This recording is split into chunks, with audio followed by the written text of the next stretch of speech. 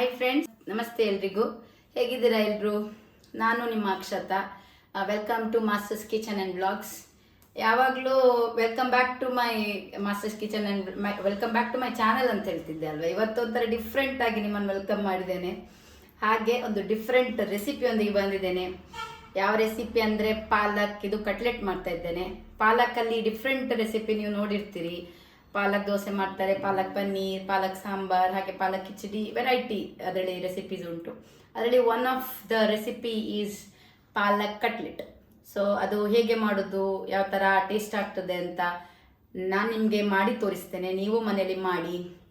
ಹಾಗೆ ನನ್ನ ಅಡುಗೆನ ಸ್ಟಾರ್ಟ್ ಮಾಡೋ ಮುಂಚೆ ಒಂದು ಯಾವಾಗಲೂ ಹೇಳೋ ಹಾಗೆ ನನ್ನ ರೆಸಿಪಿನ ಲೈಕ್ ಮಾಡಿ, ಶೇರ್ ಮಾಡಿ, ಹಾಗೆ ಒಂದು ನಿಮ್ಮ ಫ್ಯಾಮಿಲಿ ಫ್ರೆಂಡ್ಸ್ಗೆ ಎಲ್ರಿಗೂ ಶೇರ್ ಮಾಡಿ, ಅವರು ಇಷ್ಟಪಡಲಿ ರೆಸಿಪಿನ. ಹೀಗೆ ಹೇಗೆ ಮಾಡೋದು ಅಂತ ಹೇಳ್ತೇನೆ, ಬನ್ನಿ. ಓಕೆ, ಮೇನ್ ಇಂಗ್ರೀಡಿಯೆಂಟ್ ಪಾಲಕ್. ಇದು ನಾನೊಂದು 2 ಕಟ್ಟಿನಷ್ಟು ತಗೊಂಡಿದ್ದೇನೆ. ಇದನ್ನು ಉಪ್ಪು ನೀರಲ್ಲಿ ಹಾಕಿ ತೊಳೆದಿಟ್ಟಿದ್ದೇನೆ. 4 ಹಾಲು ತಗೊಂಡಿದ್ದೇನೆ. ಸ್ವಲ್ಪ ಪೋಹ ಸ್ವಲ್ಪ ತಗೊಂಡಿದ್ದೇನೆ. ಸ್ವಲ್ಪ ಒಂದು ಅರ್ಧ ಬೌಲ್ನಷ್ಟು ನೋಡಿ ಬಟಾಣಿ, 1 ಬೌಲ್ನಷ್ಟು ನೀರುಳ್ಳಿ, ಸ್ವಲ್ಪ ಹಸಿಮೆಣಸು. ಇದಕ್ಕೆ ಚಿಲ್ಲಿ ಪೌಡರ್ ಕೂಡ ಹಾಕ್ತಾರೆ, ನಾನು ಹಸಿಮೆಣಸು ತಗೊಂಡಿದ್ದೇನೆ.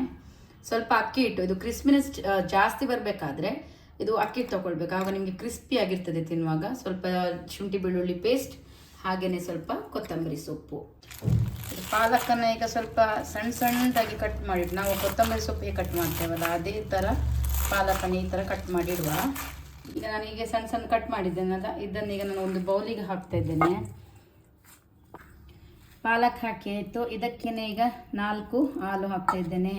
ಸ್ವಲ್ಪ ಪೋಹ ತಗೊಂಡಿದ್ದೇನಲ್ಲ, ಇದನ್ನು ಸ್ವಲ್ಪ ಹಾಕ್ತಿದ್ದೆ. ಯಾಕೆಂದರೆ ಸ್ವಲ್ಪ ನಾವು ಅಕ್ಕಿ ಹಿಟ್ಟು ಎಷ್ಟು ಕ್ವಾಂಟಿಟಿ ತಗೊಂಡಿದ್ದೇವೆ ಅಷ್ಟೇ ಕ್ವಾಂಟಿಟಿ ಇದು ಸಹ ಹಾಕ್ತೇನೆ. ಸ್ವಲ್ಪ ನೀರಲ್ಲಿ ಹಾಕಿ ನೆನೆಸಿಡಬೇಕು ಫ್ರೆಂಡ್ಸ್. ಇದನ್ನು ಒಂದು ಅರ್ಧ ಕಪ್ನಷ್ಟು ಬಟಾಣಿ ಮತ್ತು ನೀರುಳ್ಳಿ. ಕಟ್ಲೆಟ್ ಹೇಳುವಾಗ ಅದರಲ್ಲಿ ಬಟಾಣಿ ಇದ್ದರೆ ತುಂಬ ಟೇಸ್ಟ್ ಜಾಸ್ತಿ ಇರ್ತದೆ.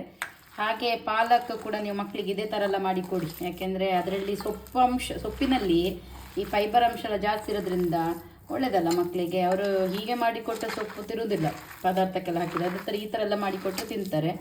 ಒಳ್ಳೆ ಸ್ಮ್ಯಾಶ್ ಮಾಡಿ ಇದನ್ನು ಈ ಥರ ಮಿಕ್ಸ್ ಮಾಡಿಡಿ. ನಾನು ಇದಕ್ಕೆ ಸ್ವಲ್ಪ ಹಸಿಮೆಣಸು ಹಾಕಿದ್ದೇನೆ. ಇದಕ್ಕೆ ಮೆಣಸು ನುಡಿ ಸಹ ಹಾಕ್ಬೋದು, ಚಿಲ್ಲಿ ಪೌಡರ್. ನಾನು ಹಸಿಮೆಣಸು ಸ್ವಲ್ಪ ಹಾಕಿದ್ದೇನೆ. ಹಾಗೆ ಸ್ವಲ್ಪ ಅಕ್ಕಿ ಹಿಟ್ಟು ಹಾಕ್ತೇನೆ. ಇದು ಎಲ್ಲ ಹಾಕ್ತೇನೆ. ನಾನು ತಗೊಂಡಿದ್ದು ಅರ್ಧ ಬೌಲ್ನಷ್ಟು ಎಲ್ಲ ಹಾಕಿದ್ದೇನೆ. ಅದಾಗ ಹೇಳಿದಾಗೆ ಸ್ವಲ್ಪ ಕ್ರಿಸ್ಪಿ ಜಾಸ್ತಿ ಆಗಿರ್ತದೆ ಇದರಲ್ಲಿ ಕಟ್ಲೆಟಲ್ಲಿ. ಈಗ ಶುಂಠಿ ಬೆಳ್ಳುಳ್ಳಿ ಪೇಸ್ಟ್ ತಗೊಂಡಿದ್ದೆಲ್ಲ ಅದು ಹಾಕ್ತಾ ಇದ್ದೇನೆ ಎಲ್ಲ. ಸ್ವಲ್ಪ ಕೊರಿಯಾಂಡರ್ ಪೌಡರ್ ಹಾಕ್ತಾ ಇದ್ದೇನೆ. ಸ್ವಲ್ಪ ಹಾಕಿದರೆ ಸಾಕು, ಒಂದು ಸ್ಪೂನಷ್ಟು ಅಳತೆಯಲ್ಲಿ ಹಾಕಿದರೆ ಸಾಕು. ಸ್ವಲ್ಪ ಗರಂ ಮಸಾಲ ಪೌಡರ್. ನಾನು ಆವಾಗ ಇಂಗ್ರೀಡಿಯೆಂಟ್ಸಲ್ಲಿ ನಿಮಗೆ ಇದನ್ನೆಲ್ಲ ತೋರಿಸಿರಲಿಲ್ಲ. ಸ್ಪೈಸಸ್ ಎಲ್ಲ ನಾವು ಲಾಸ್ಟಿಗೆ ಸ್ವಲ್ಪ ಟೇಸ್ಟ್ ಚೆನ್ನಾಗಿ ಬರಲಿಕ್ಕೆ ಸ್ವಲ್ಪ ಹಾಕಬೇಕು ಎಲ್ಲ ಸ್ಪೈಸಸನ್ನು. ಈಗ ಕೊತ್ತಂಬರಿ ಸೊಪ್ಪು ಲಾಸ್ಟ್ ಬಟ್ ನಾಟ್ ಲೀಸ್ಟ್ ಅಂತ ಹೇಳ್ತಾರಲ್ಲ ಅದೇ ಥರ. ಉಪ್ಪು ಹಾಕ್ತಾ ಇದ್ದೇನೆ. ಉಪ್ಪು ಲಾಸ್ಟಿಗೆ ಹಾಕ್ತಾ ಇದ್ದೇನೆ ನಾನು.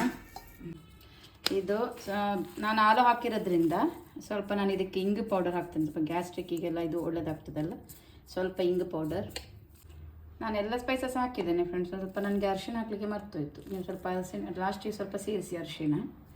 ಇಲ್ಲಿಗೆ ಎಲ್ಲ ಇಂಗ್ರೀಡಿಯೆಂಟ್ ಮಿಕ್ಸ್ ಮಾಡಿ ಆಯಿತು. ಒಳ್ಳೆ ಚೆನ್ನಾಗಿ ಹೀಗೆ ಕಲಸಿ, ತುಂಬ ಚೆಂದ ಮಾಡಿ ಕಲಸಿದ್ರೆ ತಿನ್ನುವಾಗ ಕಟ್ಲೆಟ್ ಸೂಪರಾಗಿರ್ತದೆ ನೋಡಿ ಫ್ರೆಂಡ್ಸ್. ಇಷ್ಟು ಸ್ವಲ್ಪ ಕೈಯಲ್ಲಿ ನಮಗೆ ಪ್ರಾಕ್ಟೀಸ್ ಮಾಡಲಿಕ್ಕೆ ಬರೋ ಈ ಥರ ಸ್ವಲ್ಪ ಗಟ್ಟಿ ಇರಲಿ. ಲಾಸ್ಟ್ ಟೈಮ್ ನಾನು ಅದು ಹಲಸಿನ ಬೀಜದ್ದು ಪಕೋಡ ಮಾಡಿದ್ದೆ. ಎಲ್ಲರೂ ಮಾಡಿದ್ದೀರಿ ಅಂತ ಅಂದ್ಕೊಂಡಿದ್ದೇನೆ. ಒಳ್ಳೆದಾಗಿದೆ ಅಲ್ಲ ಫ್ರೆಂಡ್ಸ್ ಅದು. ನೀವು ಹೇಗೆ ಮಾಡಿದ್ದೀರಿ ಅಂತ ನನಗೆ ಕಮೆಂಟ್ ಮಾಡಲಿಲ್ಲ. ಕೆಲವರು ಮಾಡಿದ್ದೀರಿ, ಕೆಲವರು ಮಾಡಲಿಲ್ಲ. ಆದರೂ ಟ್ರೈ ಮಾಡಿ ಅಂತ ಇನ್ನೊಂದು ಸಲ ಹೇಳ್ತೇನೆ. ಇದನ್ನು ಕೂಡ ಹಾಗೇನೆ ಆಯಿತಾ, ಪ್ರಾಕ್ಟೀಸ್ ನೋಡಿ. ಈ ಥರ ತೆಗೆದು ಸ್ವಲ್ಪ ಬಾಲ್ ಥರ ಮಾಡಿ ಈ ಥರ ಮಾಡಿದರೆ, ಇಷ್ಟು ಮಾಡಿದರೆ ಸಾಕು. ನಾನು ಇದೇ ಥರ ಎಲ್ಲ ಮಾಡಿಟ್ಟು ತೋರಿಸ್ತೇನೆ ನಿಮಗೆ. ಓಕೆ, ಈಗ ಪ್ರಾಕ್ಟೀಸ್ ಮಾಡಿ ಆಯಿತು. ನಾನೀಗ ಇಲ್ಲಿ ಒಂದು ಕಾವಲಿ ಇಟ್ಟಿದ್ದೇನಲ್ಲ, ಇದಕ್ಕೇನೆ ಸ್ವಲ್ಪ ಶಾಲೋ ಫ್ರೈ ಮಾಡಲಿಕ್ಕೆ ಎಣ್ಣೆ ಹಾಕ್ತೇನೆ. ಇದು ಡೀಪ್ ಫ್ರೈಗಿಂತ ಶಾಲೋ ಫ್ರೈ ಮಾಡಿದರೆ ಒಳ್ಳೆಯದು. ಡೀಪ್ ಫ್ರೈ ಮಾಡೋದಾದರೆ ನೀವು ಬ್ರೆಡ್ ಕ್ರಮ್ಸ್ ಆ್ಯಡ್ ಮಾಡಿ ಡೀಪ್ ಫ್ರೈ ಮಾಡ್ಬೋದು. ನಾನಿವತ್ತು ಶಾಲೋ ಫ್ರೈ ಮಾಡ್ತಾಯಿದ್ದೇನೆ. ಒಂದೊಂದೇ ಪ್ಯಾಕೆಟನ್ನು ಹೀಗೆ ಇಡ್ತಾಯಿದ್ದೇನೆ.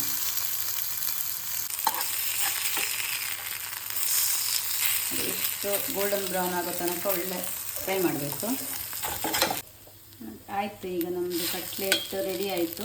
ಇದನ್ನು ಸರ್ವಿಂಗ್ ಪ್ಲೇಟಿಗೆ ಹಾಕ್ತೇನೆ. ಓಕೆ ಫ್ರೆಂಡ್ಸ್, ನೋಡಿದ್ರಲ್ಲ ಇವತ್ತಿನ ಪಾಲಕ್ ಕಟ್ಲೆಟ್. ಇದು ಇವತ್ತು ಟೇಸ್ಟ್ ಮಾಡೋದು ಒಂದು ನನ್ನದು ಟ್ಯೂಷನ್ ಮಕ್ಕಳಿದ್ದಾರೆ, ಇವತ್ತು ಅವರಿಗೆ ಕೊಡ್ತೇನೆ. ಅವರು ಇದನ್ನು ತಿಂದು ಹೇಗಿದೆ ಅಂತ ನಿಮ್ಗೆ ಹೇಳ್ತಾರೆ.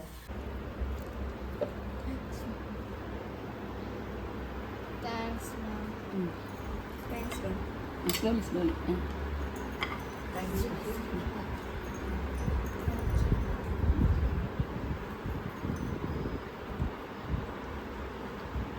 How is the cutlet, children? Super!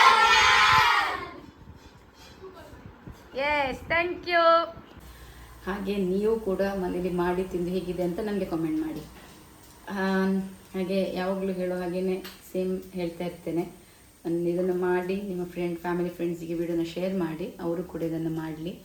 ಆಮೇಲೆ ನನಗೆ ಕಮೆಂಟ್ ಮಾಡಿ, ಲೈಕ್ ಮಾಡಿ, ಶೇರ್ ಮಾಡಿ, ಹಾಗೆ ಸಬ್ಸ್ಕ್ರೈಬ್ ಮಾಡೋದನ್ನು ಮಾತ್ರ ಮರಿಬೇಡಿ.